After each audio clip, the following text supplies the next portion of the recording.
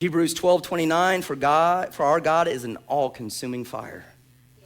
Our God is an all-consuming fire. What is that fire? It's the very life and presence of God in you. It's the Holy Spirit.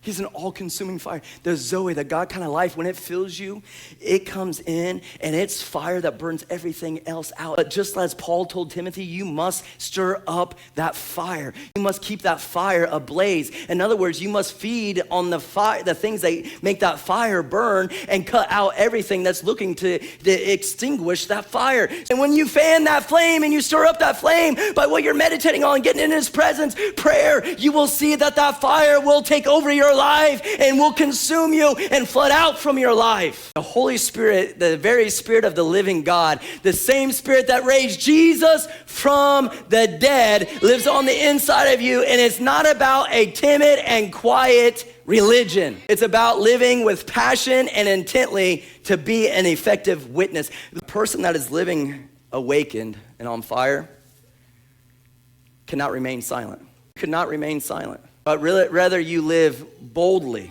You live boldly. You're bold in speech. You're bold in example.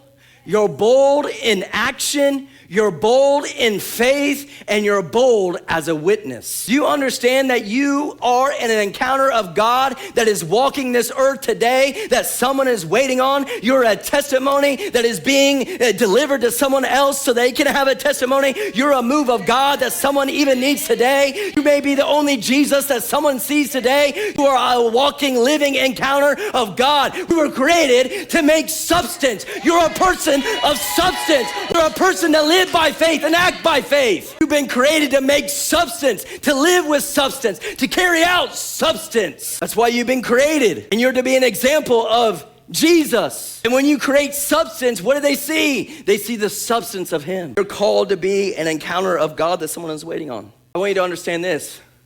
You're called to be revival. I said it a couple weeks ago, stop praying for revival. Revival is already here. Revival is already moving. And you're called to be that revival to your world, to your family. So be revival. Stop waiting on it. Stop waiting for someone else, and be the revival that your family needs. Be the revival that your city needs. Be the revival that your work needs, that the marketplace needs. You be that revival. Stop waiting on your neighbor to be the revival. You be the revival. You be the difference. But God's waiting on you to do something.